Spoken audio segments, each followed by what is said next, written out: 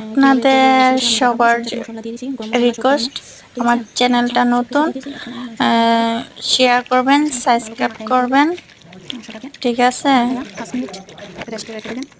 রাখার পরে দেখেন হয়ে গেছে মাংস আমার, কারণ আমার হাজব্যান্ড খাইতে চাইছে, তো হাঁসের মাংস চলে যাবে উনি বাইরে, বেশি সামনে মাসে চলে যাবে, তো হঠাৎ করে বলতেছে একটা হাঁস জবো করার জন্য, তাই হাঁস জবো করে নিলাম। মাখা শেষ, বসাবো, দেখবেন আপনারা।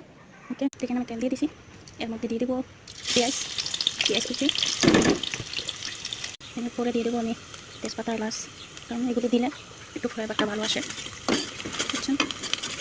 তারপর দিয়ে দিতেছি মাংসগুলো। এভাবে তরকারিটা রান্না করলে ভালো হয়, টেস্ট আসে ভালো, তাই জন্য এইভাবে রান্না করছি। আমার হাজব্যান্ড এভাবে পছন্দ করে, তো আপনারা কে কীভাবে খান সেটা জানি না, এইভাবে তরকারিটা টেস্ট আসে ভালো। একটু লাড়াচাড়া করবো, করে তারপরে ডাইকা দিতে হবে। ডাইকা দেওয়ার পরে এখন ডেকে দেবো ঢাকনা দিয়া। আপনি চারটা চাইলে মরিচও দিতে পারেন, মরিচ দিলে ভালো।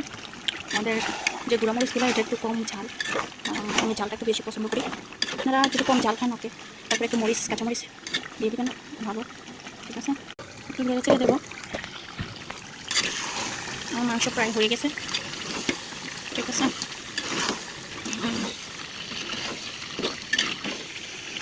দেখো মোটা করে হয়ে গেছে, এখন দেখে দেবো বাস হাঁসের মাংস গুনা,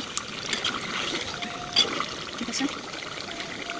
দেখো সে তেলটা কত সুন্দর হয়েছে, আর তরকারি হয়ে গেছে, বুঝছেন, রেসিপি হয়ে গেছে। এই যে দেখেন, এই যে আমার মানে তরকারি কমপ্লিট হয়ে গেছে, এখন শুধু খাবো। এই হয়েছে রেসিপি। আপনারা চাইলে ভালো করে আপনাদের মতন করে ঝাল দিয়ে রান্না করতে পারেন, বুঝছেন। ওকে, আজকে এই পর্যন্তই, আবার নতুন কিছু নিয়ে হাজির হব।